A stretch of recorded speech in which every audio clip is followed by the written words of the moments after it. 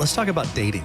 I'm not for it. I've got a lot of questions about dating, courting, whatever phraseology you want to use, but I would love some advice on that.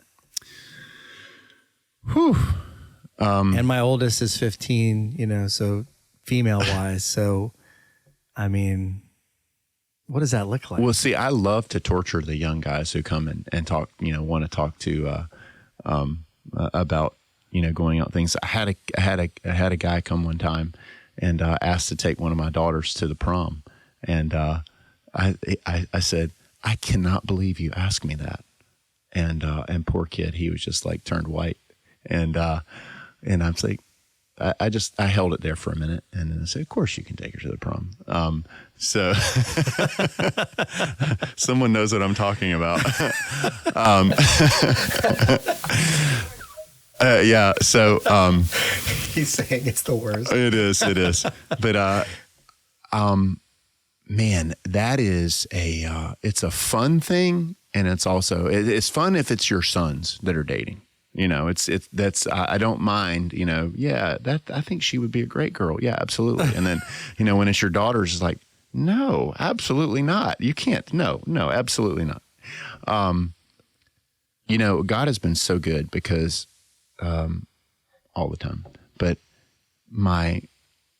all of the people that my daughters or my sons have married, every single one of my daughter-in-laws or son-in-laws, they're all believers and they all are really, they love the Lord. And, I don't care. I could care less, what color they are, what their job is, what their income bracket is, any of that.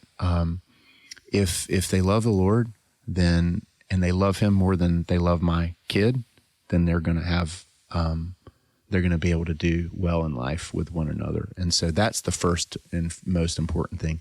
That's a hard thing, because, there are times when, people can come in and give you a good game, and show you a good game. And but I can't judge whether someone's truly a believer or not a believer, and that's not our place, but we are to look for fruit. Right. I think a huge thing in dating and relationships is to make sure that you spend lots of time with that person who is pursuing your daughter or your son. And that doesn't mean that you're going out on dates with them or you're going to coffee shops or whatever. I think those are important, but we're going to go to the pool today. You want to come along? Or we're going to go to the movies. You want to come? Have them come over. Spend time with them. Go spend time, with them. And it's funny. I was asking one of our pastors the other day about his brother-in-law, and I'm like, was he crazy when you first met him? And he's like, he was on his best behavior. It took a while before his true personality came out, and the wild nut that you're probably picking up who I'm talking about now. But it's you spend time with people, you can put on your best face. Sure. For, one, it's an interview. 2, 3. Yeah. It is an interview. That's right. But when they start working for you, you figure it out. It only takes about an hour or two. That's right. And it's the same thing with relationships with your kids, and as they pursue relationship with your kids, you want to be in that relationship so that you can, you can talk to them about it. I think too, especially you having girls, having conversations with them, about relationships and saying, look, there may be a time that comes where I pray you trust me, but I honestly, sweetheart, I think this is not a good relationship. I think this is not a good guy. Right. I just really want you to be prayerful about it. I want you to, to think, and I just feel like there's something there. And I want you to trust me, because there's going to come a time where someone may walk through the door, maybe your daughter, she's 22 or 23 and she's not living at home, and she is, she's starting to think about a relationship with someone, and she's not there. You hadn't had the time, but your spidey sense goes off, and it's building that relationship with your daughter where she'll trust you enough to listen, to say, you know what, I need to consider this. It's huge. So spend time with that person. Really, and at some point as they get older, you really have to learn to trust. You have to trust your kids. You have to trust your adult kids to make decisions. We want them to be sexually pure. We want them to do those, walk in the light and stuff. But you can't be with them all the time when they're adults, and you got to trust them, and you can't perseverate over whether they're doing, what they're supposed to do or not. Because at the end of the day, it's not your relationship with the Lord. It's their relationship with the Lord. And you can't force them to walk in a way that sometimes we didn't do ourselves. But building relationships is huge. I know I keep saying that, but that's a big thing. But I also am all for giving the potential son-in-laws hard times. I mean, I just think that's a given. That's good. Let's get into some nitty gritty. Okay. What age can they start dating? What age seems appropriate for your kids to engage in some sort of dating, courting, romantic, whatever? Yes. We have different rules at our house than lots of people do. So, but it's so far it's worked. We still have 6 to go. They don't start driving until they're 16. So, most people can get their permit at 15. Our kids can't get theirs till 16, and then they'd get their driver's license at 17. Maybe it's a little control issue. They don't start dating until they're 17. Now, you can start coming over and, having relationship. You can group dynamic hang stuff out and that kind of stuff. With mom and dad in the area. Siblings or other friends or whatever. But to go out on a formal date by yourself one-on-one is in a car. It's not till 17 years old. We say 17. Why 17? I mean, it's kind of like one of your last years in high school. You're almost done with school. You're about to be out on your own. Right. You've developed a relationship. I honestly, that might be the best answer I can give you for 17. My wife and I both are just super opposed to dating when you're 13 years old or 14 years old and having boyfriends and girlfriends and stuff. And you're so emotionally not ready for any of that. Not to say that you're emotionally ready at 17, but at the same time, 150 years ago, people were getting married when they were 14 and 15 years old. Yeah. So I think that we have created a class of actually, I was doing in some of the parenting stuff that I was doing, it really wasn't. Teenager is a Western concept that started about 100 years ago. And they never really talked about teenagers. I mean, you were getting married when you were 14 and 15 years old. It's crazy. And my aunt and uncle were married when she was 14, he was 15. They were married for 72 years. Now, I'm not saying that I want your daughter to get married at 15. Right. I'm not saying I want my daughter to get married at 16. I'm just saying that we've moved the bar so much culturally. On them. Yeah, culturally. And well, and back then too, and I don't know, so I'd like to hear from what your research has been, but I assume that those marriages were not, ooh, I like Johnny, and at 13, 14, it was you only had so many people. That's right. This is the family. Yep. And they have 6 boys. Yep. And that happens to be the one that's, they live right down the road. We farm together, and the parents have a relationship. Yep. You grew up together, and it's we like Johnny. Yeah. We trust Johnny. Yeah. He's a good one. Yeah. I mean, it blows my mind. I mean, Johnny coming in and asking for my 15-year-old daughter to get married next week. Are you kidding me? Go back home. And I mean, that was that happened all the time. And, but yeah, it's, well, so just to speak to that, my grandfather, I believe was born, his mother had him when she was 15 and was in a rural, pretty poor community in North Carolina. And it was, just what happened. Yeah. And, but like you said before, getting in romantic relationships at a young age without the desire for marriage being imminent. I think that's a huge point. For me, that's kind of where my head's been. And again, we're not in it yet. You're trying to figure it out. Yeah, I'm trying to figure it out in real time, even now. Yeah. But one of my triggers is, you are not going to start dating until you're ready to get married. Mm-hmm. Because what's the point? Yeah. Otherwise, you're just using people. Yeah. You're going through emotional connections, relational connections. Hopefully not, but many do, physical connections that create serious wounds and serious counseling opportunities for later. Yeah. Instead of just waiting until you are ready to engage in marriage and go down, okay, I'm ready. Yeah. And we were married at 20. Yeah. So which, I had people telling us like, essentially, I'm paraphrasing, but like, you're going to ruin your life. You're like, like all this stuff. And because actually being successful in life is to have multiple partners, to be crazy, to run around, to wait till you're 35 years old and have all this money in the bank that you'll never have. So, right. I mean, that's actually not ruining your life to most of the people who give you that advice. Right. Well, because then the logic is, well, then you know what you want. Yeah. You've tried, 10 or 15 or 25 people. Yeah. And which that leads to some other things, which is living together. Mm-hmm. I mean, let's just talk about it for a second. I mean, that's the reason why people don't get married anymore. It's a plague on our culture. Mm-hmm. There's a lack of commitment. And I'm not being harsh, like from a judgmental standpoint. Yeah. I'm just saying when you hear, I listen to like psychologists talk about it, and I hear people talking about that, even the statistics of when you are living together, your rate of divorce increases. Mm-hmm. And then like you said, the potential like year after year after year after year, if it's almost like you're back to that interview, you're in a perpetual marriage interview. Yeah. Am I marriage worthy? Yeah. Well, today I'm feeling yes, but not enough to actually commit. Right. We'll see how you do in 6 months. That's right. Let's do another year. Let's do another couple years of a lap. Yeah.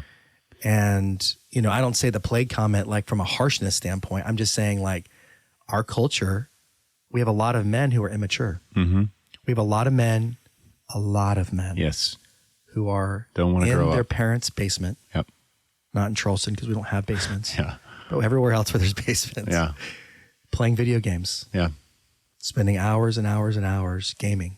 Mm-hmm. And on the computer looking at porn. Yep. And all the other things. Yep. Their life is not in order. They're looking for meaning. They haven't found God. They haven't found that ultimate purpose, which brings order to everything else. And they're struggling. They haven't found responsibility. That's true too. Yeah. And the, they can't even make their bed in the morning. No. And the thing is I think so many men, I guess to be harsh, say boys, are responsibility averse because you get married and all of a sudden, oh, it's serious. It's like, I've got to provide. Yeah. I've got somebody else is going to be, telling me what to do or, and so it really does. It makes it hard, for a lot of young men, a lot of men to commit to a relationship, in that way. Some friends of ours are, just, got engaged. Some friends of friends got engaged, recently. And they're putting their wedding off to like middle of next year. And I'm like, why would you do that? Like, you're insane. Now, like if you're two believers, which they are, and you're going to put your marriage off for next year, like I can't come over to your house. And like, I know me. I'm like, I would burn. Yeah. Like there's no way that I'm going to Yeah. to be able to come pure. and hang out with you for a year, knowing that I'm getting married. And it's like, Yeah. and so it doesn't make any sense to me. And I told Hunter, my oldest, he asked me the question. I think he was 20. He's 28. So he's like 22 when they got married, and both of them were like 22, 21, 22. And he's like, Dad, we don't have a whole lot of money. They didn't have any money. And we've just had people tell us we should wait and we need to save. And this is kind of a crass saying, so I apologize ahead of time for saying it. But I'm like, Hunter, when your mom and I got married, we didn't have a pot to piss in. We didn't have 2 nickels, on the old Southern sayings. Yeah. And I'm like, God is the one who's provided every way. every kid we've had, it's to the world, it's insane. You have 11 kids. Like, how do you feed them? I love to hear that. That's a question. Like, how do you feed them? Like, we go to the grocery store. How do you feed them? Yeah. But it's like, what a dumb question. He has been faithful. Yeah. I mean, I get it because you're trying to process. You're putting numbers to things. But you're just like, I mean, how do you do it? It's the same deal. It's just what you're doing, and you just multiply a little bit. That's right. But it's like, that has been the story of man from the beginning. It's like trusting that provision will come, going out and working to get provision. And like, man doesn't, we've never seen men go out and like store up all the provision they can before they go take woman. Like, no, we go take woman now and we worry about hunting later. Yeah. And it's like, but we live in such a culture that it really is so much about us. It's really so much about me that we want to make sure that I can take care of me before I even worry about anybody else. And it's like, the danger of that is you see it with the boys coming for your daughters, or your sons going for someone else's daughters. And so you want to teach them and really like just say, we want you to see Jesus. We want you to be a servant, to love others. Like it's not about you. It's not about us. It's about him. And it's about you think about what is marriage supposed to be a reflection of? It's supposed to be a reflection of Christ and his church. And what did he do? And he tells us in Ephesians 5 to love our wives as Christ loved the church. And again, like, how am I supposed to do that? But it's like, it doesn't say anything about you need to take care of you first. No, you need to take care of her and wash her and, the water of the word. That's right. And so in our culture today, it's so... That is a foreign concept for it's a foreign concept for women too. More and more, it's becoming just as much young ladies as it is young men. So that's kind of So pragmatically, in the Hardwick household, 17. And then parameter wise, what happens from there? Is it like what does that look like? So let me think. They can go alone in the car at night to wherever. They will, and obviously we're clear about like what you're going to be doing, where you're going to go, those kinds of things. People will listen to this and say, "Well, you're micromanaging your kids." Yeah. In some ways, but at the same time, we're also trusting them enough to go.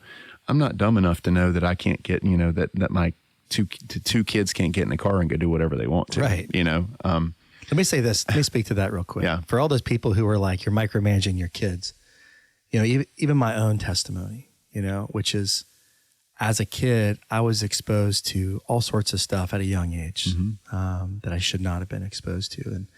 And had at times was put in or I put myself in situations that I should not have put myself in. Mm-hmm. And I also didn't have clarity from other leaders saying, hey, what are you doing after this? Or where are you going after that? Or, and that accountability. Yeah. And so I would say accountability is important for everybody. Absolutely. And when you're 15, 16, 17 and hormones are raging and you're figuring stuff out and your lack of self-control is significant. You need people in your life to go, what are you doing tonight? Yeah. Where are you going? That's right. Where are you going after that? Where after that? Yeah. Are you coming straight home? Yeah. And then after they're home, where'd you go? How did it go? Yeah. What happened? Yeah. Did anything happen that you didn't want to happen? That's right. Like whatever the other questions are that I haven't processed through because I haven't even gone through it as a parent yet. But those are questions that need to be asked. Yeah. And so, and that transparency you were talking about, if you walk in that from the beginning, then it's not awkward to ask those questions when you're like, okay, just something doesn't seem right here. Yeah. Like if they know it's coming, they're definitely thinking about it. Like, I don't want to go home and have that conversation with Dad. Hey, please subscribe to The Lifeguard Show. We'd love for you to be a part of our community, and make sure that you ring that bell so you can be notified of our next video release. And if you have any suggestions of content, please contact us through our website, thelifeguardshow.com, or you can leave us a comment in one of the videos on our YouTube channel.